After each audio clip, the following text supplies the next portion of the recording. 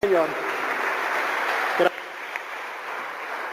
Bueno, tomamos nuestros lugares. Vamos a pasar a un momento importante que es la palabra de Dios. Hoy la tiene nuestro hermano Juan. Juan, por favor. Perdón. Los preadolescentes pueden pasar con Juan y Julia a tener su actividad. ¿Sí? Ok.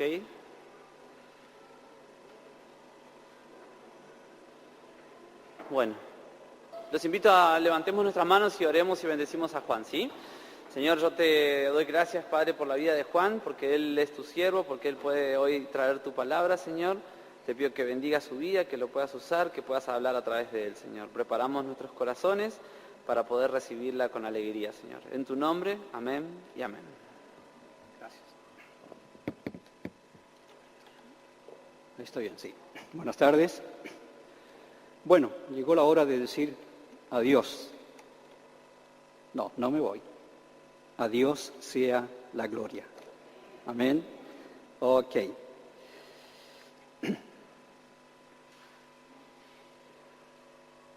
En el boletín, por alguna razón técnica, nos salió el tema de la predicación y yo quisiera leérselo para que más o menos nos entonemos en... perdón, primero vamos a nuestro lema dominical.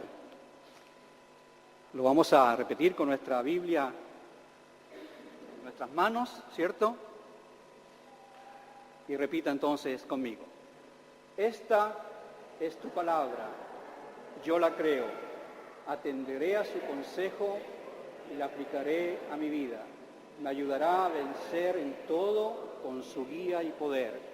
Me guiará a decidir sabiamente y creceré como un hijo de Dios. Amén, amén y amén. Muy bien. Bueno, ahora sí. El tema, como decía, no está esbozado en el boletín y yo quisiera leerlo para que nos entonemos un poquito en ello, en el tema. La semana pasada se inició un ciclo basado en la mayordomía, es decir, cómo administrar bien lo que Dios nos da. Y se tocó el tema de las finanzas. Todo esto obviamente bajo la perspectiva de Dios, como Dios así lo estipula en su palabra. Algunas cosas que por gracia Dios nos da, pues no las merecemos, son las que sigue. Paternidad. Es decir, Él nos adopta como hijos. Es lo primero que hace.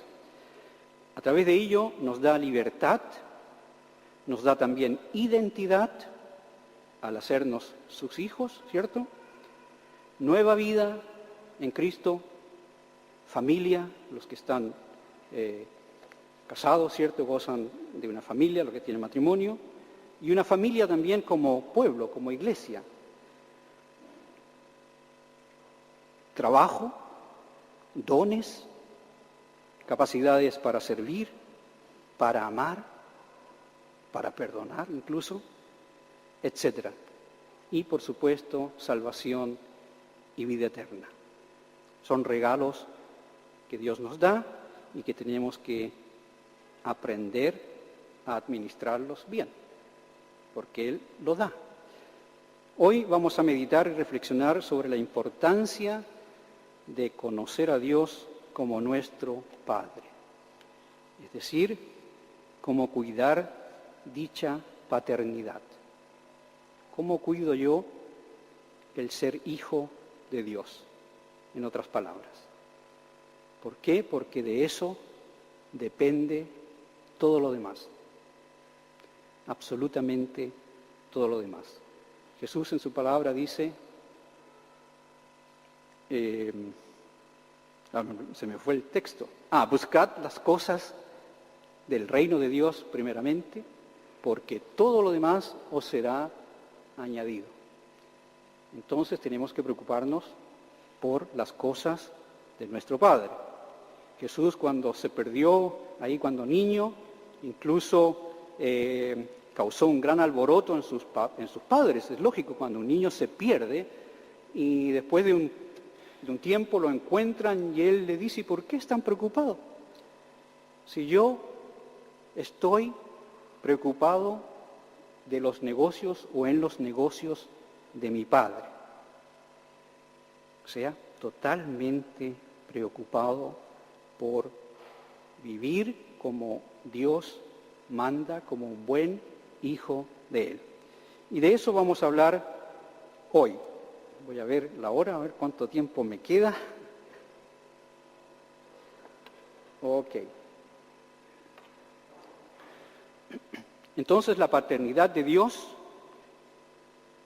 y su importancia. Ese es el título de la predicación. En primer lugar, quisiera dar gracias a Dios por esta oportunidad que Él nos da de demostrar nuestro amor como hijos a Él a través de la alabanza, de lo que estuvimos cantando, ¿cierto? Pero también hay otra forma de demostrar nuestro amor a Dios, y es con nuestra vida, con nuestro estilo de vida. Cómo vivimos esa calidad de hijo de Dios, si correspondemos a lo que el Padre de nosotros como hijos demanda. Entonces, presten mucha atención porque nuestra vida puede transformarse en alabanza a Dios o no. También doy gracias a Dios por la oportunidad que Él nos da para escuchar su palabra. Una de las cosas lindas e importantes de la palabra de Dios es que ella nos invita a pensar, a reflexionar profundamente. Esto es importante porque el pensar y el reflexionar bíblicamente es parte de la madurez del creyente. Un creyente que no piensa, que no se preocupa, no crece. Así lo dice la palabra del Señor. Pensar y reflexionar significa además buscar respuestas a nuestras inquietudes en lo que la Biblia dice. Investigar y descubrir la voluntad de Dios en las Escrituras. Eso es lo que Jesús hizo y enseñó durante todo su ministerio. Buscar a Dios y conocerle tal cual es. Hay un salmo que nos habla acerca de la perfección de la palabra de Dios que se va a proyectar. Es el Salmo 19, versículos 7 y 9. Dice, ustedes no tienen que buscarlo, lo pueden leer de la proyección, yo se lo voy a leer también. La ley de Dios es perfecta y nos da nueva vida. Sus mandatos son dignos de confianza, pues dan sabiduría a los jóvenes. Las normas de Dios son rectas y alegran el corazón. Sus mandamientos son puros y nos dan sabiduría. La palabra de Dios es limpia y siempre se mantiene firme, no cambia. Sus decisiones son al mismo tiempo verdaderas y justas. Eso es lo que el Padre nos da a través de su palabra, sus consejos que nosotros, como hijos de Él, debiéramos seguir y vivirlos. ¿Cómo testificó Jesús de su Padre? ¿Cómo lo hizo? Eso lo vemos claramente expuesto en cada conversación o discusión que Él tuvo con los religiosos de su época, principalmente con los fariseos. Habían otras sectas, porque eran sectas religiosas, pero los principales eran los fariseos. Estos religiosos enseñaban un concepto equivocado de Dios. Para ellos, Dios era algo lejano, algo estático en un templo, riguroso, castigador, cuando no se cumplía con la voluntad de Dios. voluntad de Dios que los fariseos interpretaban erróneamente y muchas veces para su propio provecho. Por eso esas discusiones que Jesús tenía con ellos, ¿ya? Esa táctica la usa Satanás para ocultar la verdad de Dios a los fieles, a los que con un corazón sincero le buscan. Entonces él usa tácticas para distraerlos y usa entonces este tipo de gente que usando la misma palabra de Dios enseñan cosas diferentes a la voluntad de Dios. Y de eso como hijos de Dios tenemos que tener cuidado. Por eso que debemos reflexionar en todo lo que escuchamos. Realidad recurrente durante toda la historia de la Iglesia. Siempre está el diablo tratando de meter su cola, dicen en Chile, o decimos en Chile, para tergiversar la palabra del Señor y hacernos creer que esas verdades son reales. Para ellos fue una blasfemia que Jesús nombrara a Dios por su nombre, porque a Dios no se le podía nombrar con su nombre, según ellos. Que además dijera que era su Padre. Si los judíos, los religiosos de la época, no se atrevían a nombrar el nombre de Dios, menos lo consideraban como un Padre, ¿ya? Como nuestros hijos nos tratan a nosotros. Y como Dios quiere que también le tratemos a Él. Sino que lo que Jesús predica es que Dios, el Padre, sea conocido por todos, que es factible que viva incluso en el corazón de las personas y no en un templo de 4 paredes. Es decir, Dios está aquí, en este templo, obviamente porque Él está también en nuestros corazones. Entonces, si decimos Dios está en el templo, está bien dicho, porque estamos nosotros aquí, ¿ya? Y Dios se manifiesta en su templo.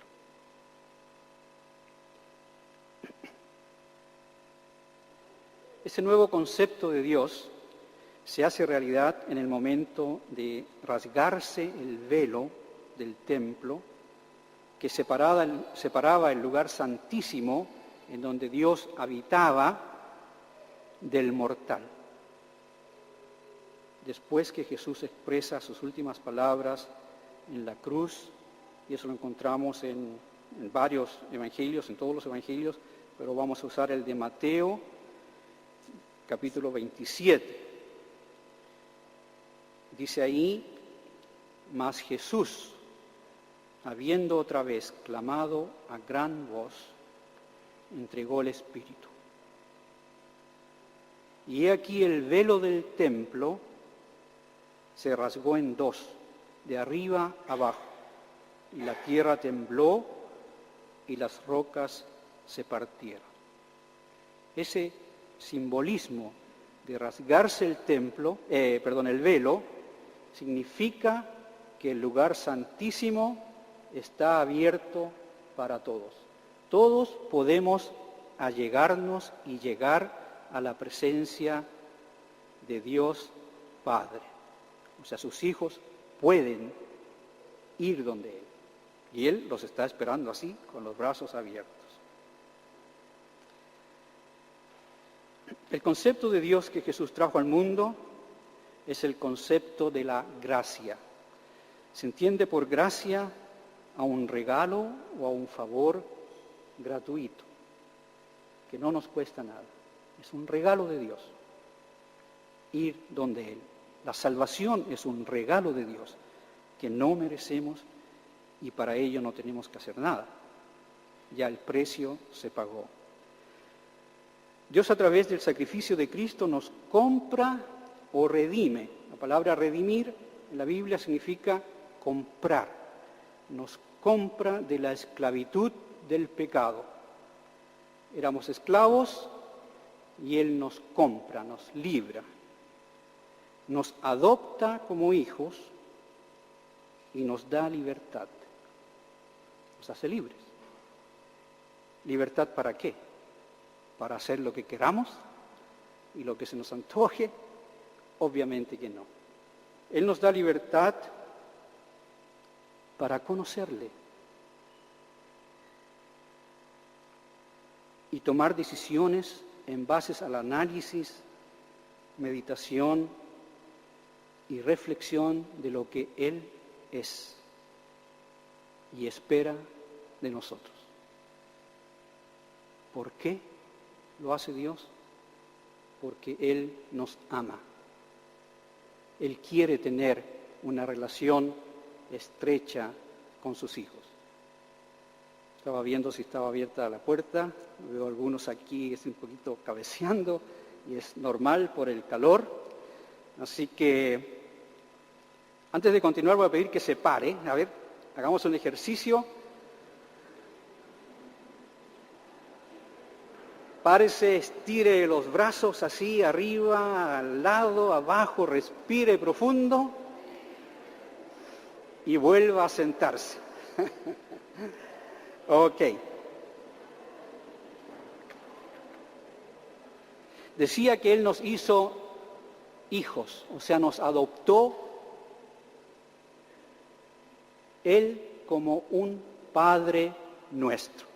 Y es lo que Él habla cuando le enseña a sus discípulos a orar. Dice, ustedes cuando oren, oren así. Y comienza con Él, Padre nuestro que estás en los cielos. Una revolución religiosa para esa época, porque nadie se atrevía a hablarle de esa forma a Dios. En Gálatas 4, versículo 4 al 6, encontramos un texto aludido a la adopción. Dice, pero cuando vino el cumplimiento, Dios envió a su Hijo, nacido de mujer, bajo la ley, para que redimiese, o sea, para que comprase a los que estaban bajo la ley. ¿Qué ley? La ley del pecado. A fin de que recibiésemos la adopción de hijos, y por cuanto sois hijos, Dios envió a vuestros corazones el Espíritu de su Hijo, el cual clama, Abba, Padre. ¿Qué significa Abba, Padre? ¿Lo sabe alguien? A ver, atrévanse. ¿Perdón? Querido Padre o papito querido, o mi amado papito. Una expresión cariñosa hacia Dios, ¿ya? Mi querido papito. Ok, cuando estaba releyendo la prédica días atrás, me recordé de una anécdota que es muy curiosa en la Biblia, en uno de los evangelios lo dice, y es una anécdota entre Jesús y sus discípulos y principalmente con Felipe. Felipe era uno de los 12. Y así para traducirlo a nuestro modo de hablar, yo me imagino a Felipe que está ahí ya con las manos en los bolsillos, no sé, cruzados de manos, y dice, tú, Jesús, tú no paras de hablar de tu Padre. Y todo lo que haces, los haces respecto a tu Padre. Y Padre para acá, Padre para allá y Padre para todos los lados. Y le dice, ¿por qué no nos muestras al Padre? Muéstranos al Padre para que sepamos, en definitiva, de quién estás hablando. Y Jesús le dice, lo mira seguramente con una cara diciendo, pobre Felipe. Jesús responde y dice, el que me ha visto a mí, ha visto al Padre. Y Felipe se fue de espaldas, plop, como Condorito. ¿Conoces a Condorito? El que me ha visto a mí, ha visto al Padre. Tener el espíritu de su Hijo, como dice Gálatas, en nuestros corazones, es sinónimo de tener el pensamiento de Dios en nuestros corazones. Es en definitiva conocer al Padre, así como Jesús lo conocía. Entonces, como Jesús reflejaba el espíritu de su Padre, la forma de pensar de su Padre, la voluntad de su Padre, podía decir con autoridad: el que me ha visto a mí, ha visto al Padre. De esa forma nosotros debemos conocer a nuestro Padre. Es decir, cuando la gente nos ve y nos pregunta: tú tanto que hablas de Dios, ¿dónde está Dios? Pues mírame como vivo, mira la transformación que Dios hizo en mí, mira cómo Él me ha cambiado, quién era antes, quién soy yo. Eso no lo puede hacer nadie fuera de mi Padre Dios. Por lo tanto, si quieres saber cómo es Dios, velo en mí. No es que yo sea Dios, sino tú ves la obra de Dios en mí. Dios se hace tangible a través de los testimonios, del testimonio vivo de salvación, vivo de un Hijo que hace la voluntad de su Padre. Para entender mejor esto debemos ir a los sucesos en el jardín del Edén, esto de ser adoptado nuevamente, etc.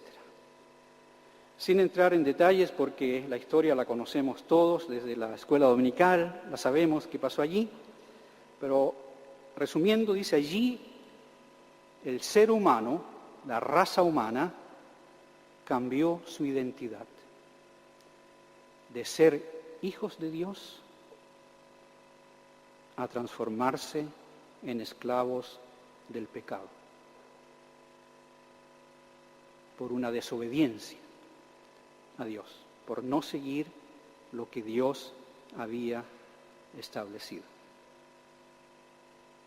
Yo me imagino que esto que sucedió allí en el Edén no fue algo así como lo leemos en la Biblia, de en un momento 100% con Dios y al minuto siguiente, si uno sigue leyendo, ¿cierto?, el relato, piensa, bueno, cambiaron en un abrir y cerrar de ojos, cambió la conducta de ellos. No, yo me imagino que al igual que nosotros, hubo un tiempo en que fue decreciendo la relación de Dios con ellos o ellos con Dios, y como el diablo anda cual león rugiente buscando a quien devorar, encontró el momento propicio para ir donde Eva y decir: ajá, aquí está mi tiempo. Y lo utilizó. Yo me lo imagino. No sé si ustedes se lo pueden imaginar, pero yo me lo imagino, que no puede haber sido así, ¡plac!, de un momento a otro, sino que tiene que haber habido una relación, un tiempo así. Igual con nosotros. Estamos llenos del gozo del Señor. Y luego nuestras prioridades cambian. Ya no es Dios lo primero, sino otras cosas. Nuestra relación con Dios se va enfriando y el diablo está atento para atacar.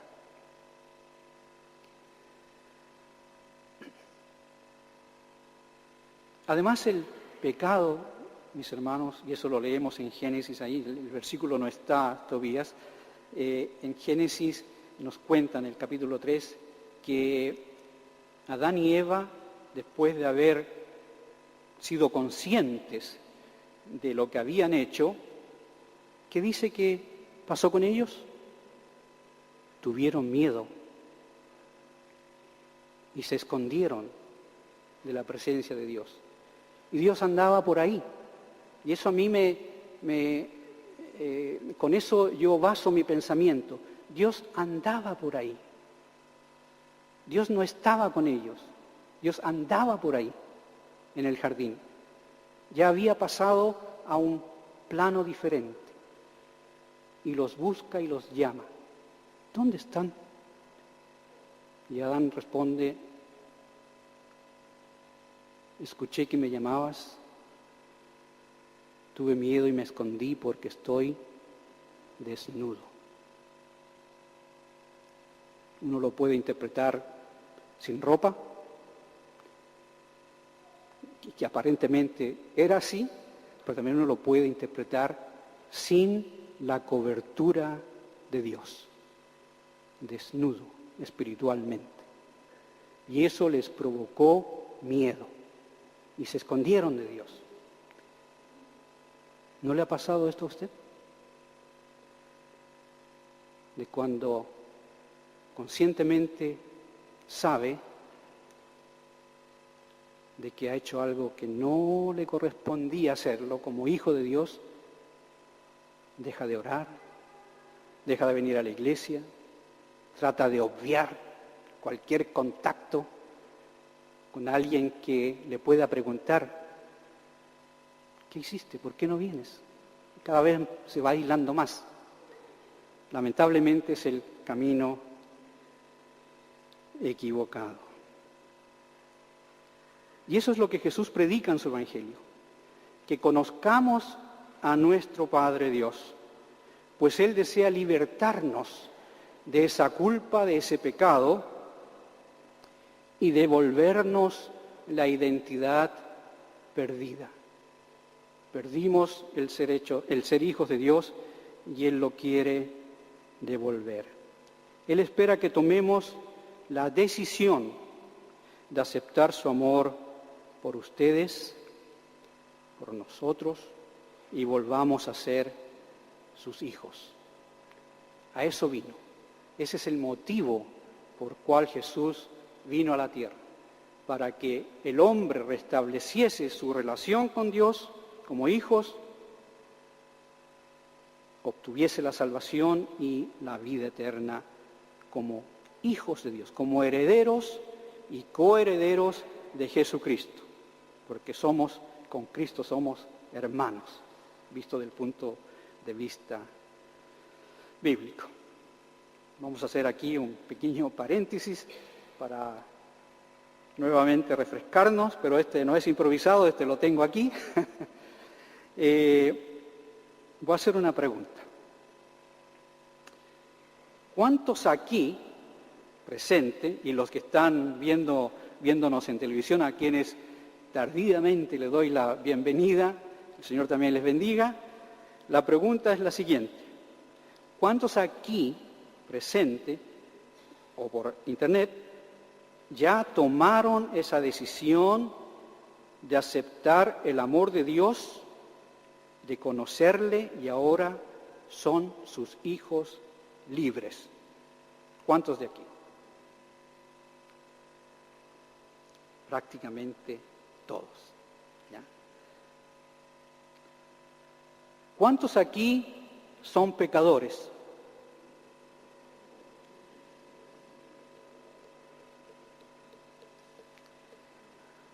Ahora sí que hay un problema, ¿eh? Son todos pecadores. O la mayoría. Y la mayoría levantó la mano que es hijo de Dios.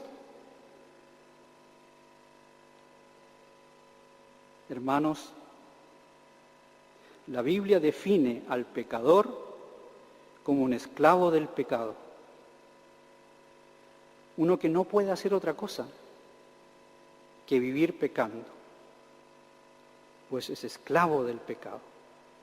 Y yo no creo que todos ustedes o todos nosotros seamos esclavos del pecado. ¿Por qué? Porque Jesús nos dio libertad de la esclavitud del pecado. ¿Qué es lo que hacemos entonces? Pecamos. Somos hijos que pecamos, así como pecan nuestros hijos cuando nos desobedecen. Pecamos. Ahora, si vuelvo a preguntar, ¿cuántos aquí son pecadores?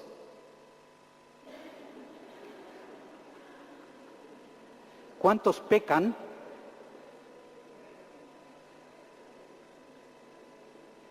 Si no levantaron todos los que levantaron con la pregunta anterior, hacemos a Dios mentiroso. Porque el que dice que no peca, hace a Jesús mentiroso. Todos pecamos. Todos pecamos. De una u otra forma, pecamos. Dije que el reflexionar sobre la palabra de Dios nos hace meditar y tomar sabias decisiones. Entonces, cada vez que pecamos, y somos conscientes de ello, tenemos la posibilidad, la libertad de arrepentirnos o no arrepentirnos. Y si nos arrepentimos, vamos donde nuestro Padre, ¿cierto? Le pedimos perdón y decidimos. Todo pasa por decisiones, fíjese. Dios nos da la libertad de decidir. Decidimos no volver a hacerlo. Eso nos va santificando, porque cada vez vamos a ir pecando menos, hasta llegar a una estatura similar a la de nuestro Señor. ¿Ya? Así que usted no es un pecador, a menos que no haya recibido a Jesucristo como su Señor y Salvador. Pero los que los recibieron, así como todos los que levantaron la mano y yo mismo, no somos esclavos del pecado. Pecamos sí, pero tenemos la libertad de Dios dada al comprarnos de meditar sobre ello. Bueno, sigamos con el tema sobre la importancia de conocer a nuestro Padre Dios. Todos conocemos el texto de Juan 3:16. Creo que ni siquiera hay que proyectarlo para recitarlo, pero igual lo vamos a hacer por si no lo conocen. Dice, porque de tal manera amó Dios al mundo que ha dado a su Hijo unigénito, para que todo aquel que en Él cree no se pierda, mas tenga vida eterna. En el original dice, hay una palabra que es diferente. En vez de creer, dice lo siguiente, para que todo aquel que en Él confía no se pierda. Para todo aquel que en Él confía, es la traducción o lo que está escrito originalmente, que después se ha traducido del griego al español, al inglés y todas las demás lenguas, como creer. ¿Se puede confiar en alguien que usted no conoce?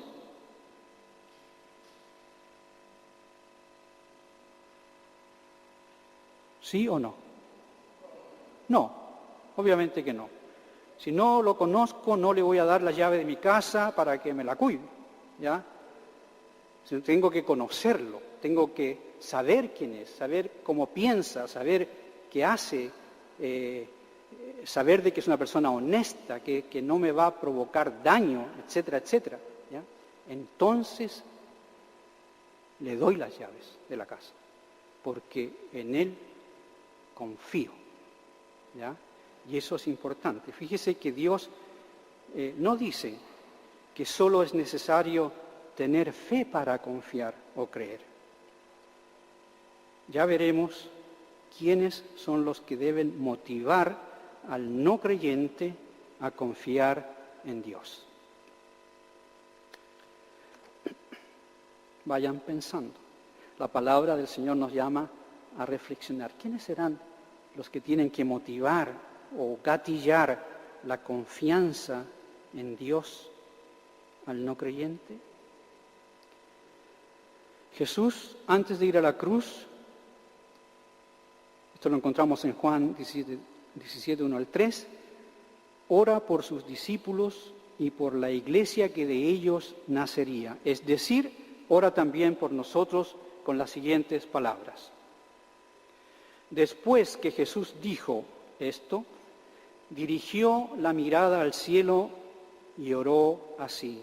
Imagínense el sentimiento de Jesús. Padre, ha llegado la hora. Se me acabó el tiempo. Ha llegado la hora. Voy a morir. Imagínenselo. No obstante, él dice en su oración a su Padre, glorifica a tu Hijo, para que tu Hijo te glorifique a ti, Padre. Ya que le has conferido autoridad sobre todo mortal, para que Él les conceda vida eterna a todos los que les has dado. Y esta es la vida eterna, que te conozcan a ti, Padre, el único Dios verdadero, y a Jesucristo a quien tú has enviado. Horas antes de dar su vida por ti y por mí, Él ora, que le conozcamos, que establezcamos una relación con Él, porque Él es nuestro Padre. Es muy importante que el Hijo conozca a su Padre para poder presentarlo y recomendarlo a otros con confianza. Si yo no conozco a mi Padre, no lo voy a recomendar. Pero como lo conozco y sé que Él es bueno, porque Él me salvó, me perdonó, me transformó, me cambió, etc., y puede hacer lo mismo con esa persona, lo recomiendo. Tengo confianza en recomendarlo, porque sé que mi recomendación va a ser atendida por Dios, porque Él no falla. Todo el que a mí viene, dice, con un corazón contrito y humillado, yo no lo echo fuera. Como iglesia, hermanos, es importante pensar y reflexionar sobre el mensaje bíblico, más allá de lo que leemos o se nos dice o dan. Un área en la cual lamentablemente no se ha profundizado como debiera hacerse, y esto lo digo a nivel general, es la salvación. Generalmente se piensa que es suficiente con dar el mensaje o plan de salvación, que la persona repita la confesión de fe y diga, sí, acepté al Señor. Con eso se cree que como iglesia se ha cumplido con la misión. Sin embargo, el tema central del Evangelio de Jesucristo, en lo que a la salvación se refiere, es la relación Padre-Hijo, o Hijo, Hijo-Padre, Padre-Hijo, Hijo-Padre. Una relación de fe práctica, hay acción, una fe práctica, y no de una fe pasiva, donde no hay acción. Una relación práctica es la de aquel que investiga, estudia, ora y se deja transformar a través de la palabra de Dios y obviamente del Espíritu Santo. Una relación pasiva, de fe pasiva, es la de aquel que se limita a escuchar. Nada más que eso. Todo lo que diga, escucha y todo lo acepta. No reflexiona y no ora. Generalmente pide que se oren por él. No sabe orar, no sabe dirigirse al Padre, no tiene una relación con el Padre. Entonces, como no sabe, no lo hace, no lo practica. Y se transforma en un cristiano pasivo que no crece. En cambio, el otro madura, el que pone en acción las decisiones de ir en busca del Señor. La relación que Dios desea tener con cada uno de sus criaturas cuando son hechos hijos o hijas mediante el sacrificio de Cristo es, ¿cuál de las dos? ¿Pasiva o práctica? ¿Qué practica? Práctica. Esa es la relación que Dios quiere que nosotros tengamos, una relación de oración, una relación de estudio, de preocuparnos de la palabra del Señor y de su voluntad, porque si no lo hacemos nunca vamos a hacer su voluntad, porque la desconocemos. El conocimiento de nuestro Padre Dios y una relación estrecha con Él tiene como consecuencia éxito en la predicación del Evangelio, obviamente, de hacer cosas por la causa de Jesucristo con gusto y ganas, porque sabe lo que está haciendo, está respaldado por su Padre. Y también desarrolla en aquellas personas que son prácticas y que conocen al Señor y que reconocen sus errores, el deseo de sanar espiritualmente y si están enfermos físicamente también. Se desarrolla a través del conocimiento del Padre. Una transformación y sanidad integral, eficaz de una persona solo puede darse si la persona misma decide entregarse en las manos de Dios para ello. Si no lo decide, vamos a orar meses, años, van a haber tiempos mejores, pero no óptimos. Serán óptimos cuando la persona diga, sí Señor, yo no puedo, necesito de ti. Y se transforme de un pasivo a un práctico, que estudie, que ore, que se preocupe. Nuestro Dios en la Biblia se da a conocer de diferentes maneras, como Dios omnipotente, presente y omnisciente y además soberano. Esos son atributos de Dios que solamente Él los tiene, nadie más. Pero también tiene otros que sí los comparte con sus hijos y quiere que sean aplicados por ellos, por los hijos, que son, por ejemplo, el amor, la misericordia, el perdón, el ser justo, el ser veraz.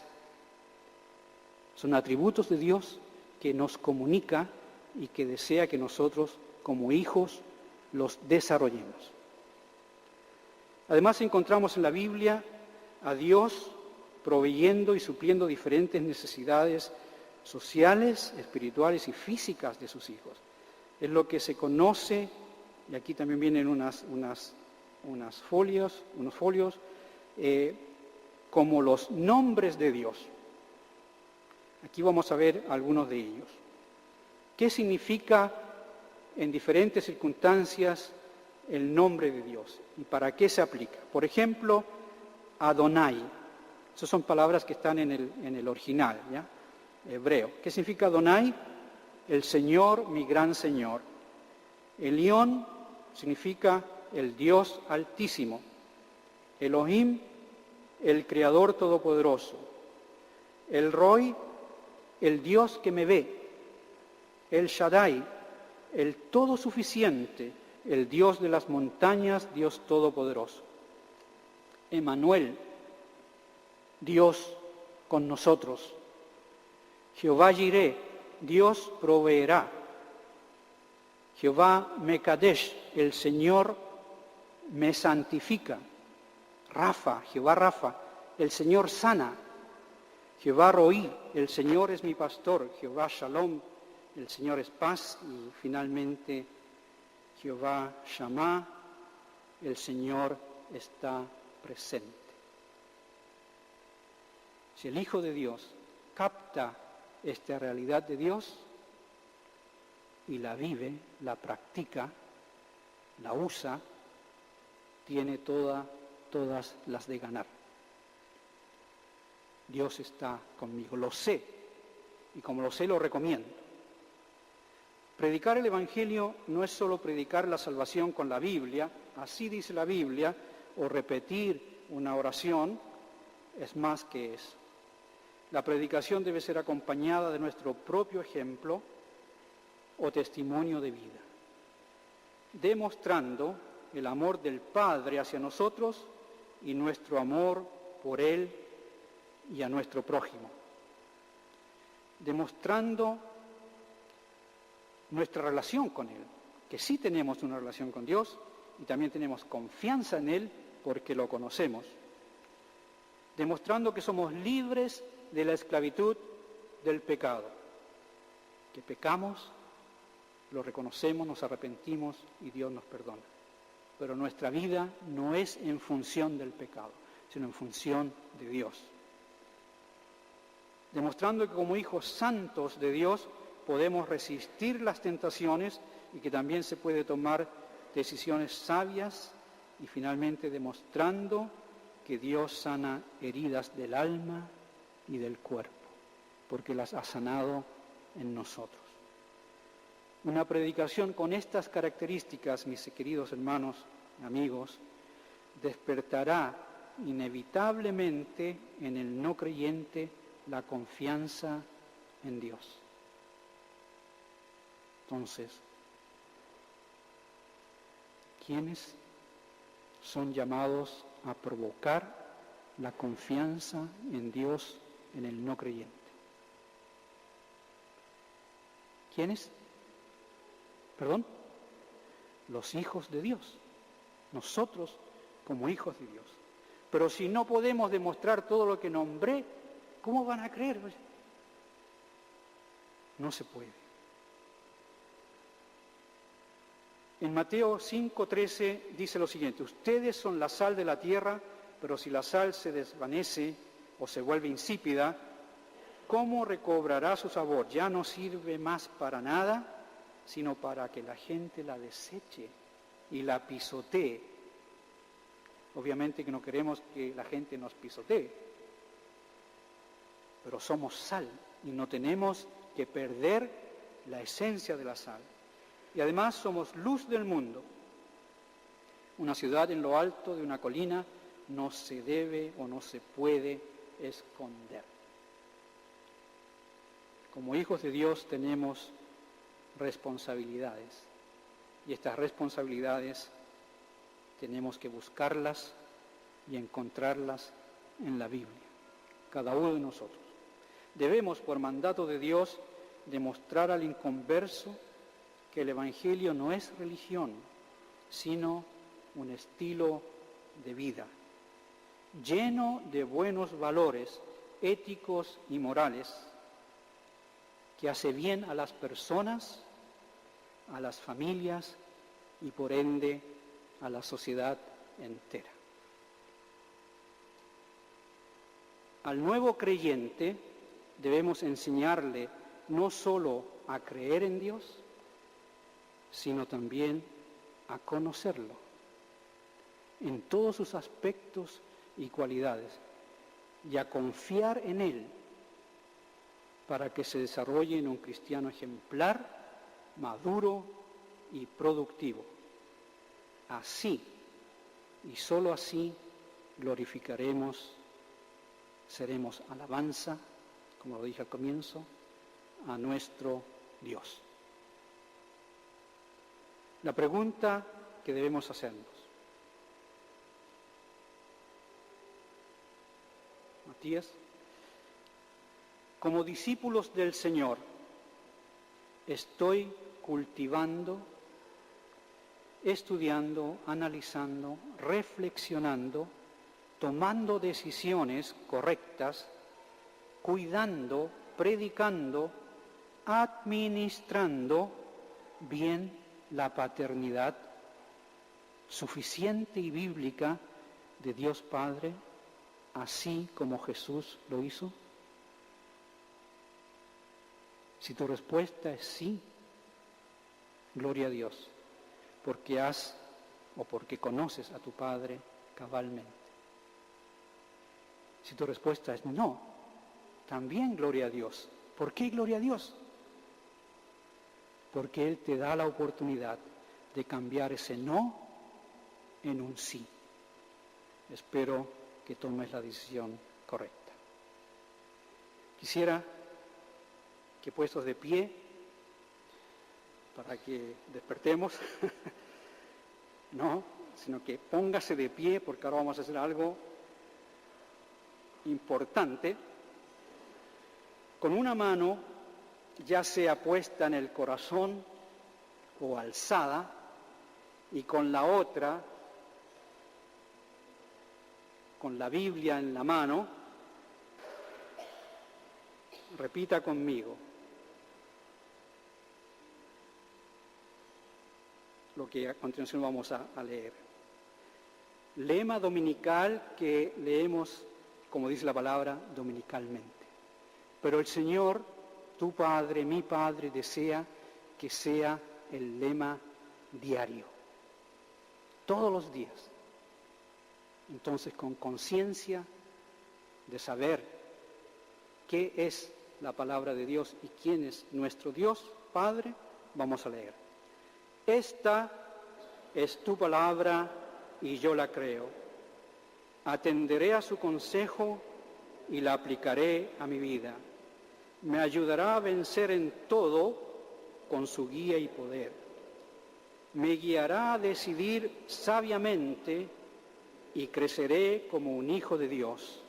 Amén, amén y amén. Oremos. Padre amado, te doy muchas gracias porque a través de tu palabra siempre nos muestras lo mucho que nos amas.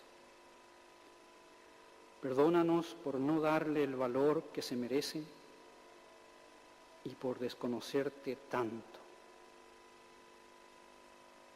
Gracias, Padre, porque si hubiese alguien aquí presente o viéndonos a través de Internet que reconoce no estar viviendo como a ti te agrada o definitivamente se ha alejado de tu camino y se vuelve a ti, tú, en tu inmenso amor, estás dispuesto a recibirle y restaurar su relación contigo e identidad como hijo o hija tuya. Como iglesia oramos por ellos, porque también les amamos, para que guiados por tu Espíritu Santo tomen la decisión de atender al llamado que les haces.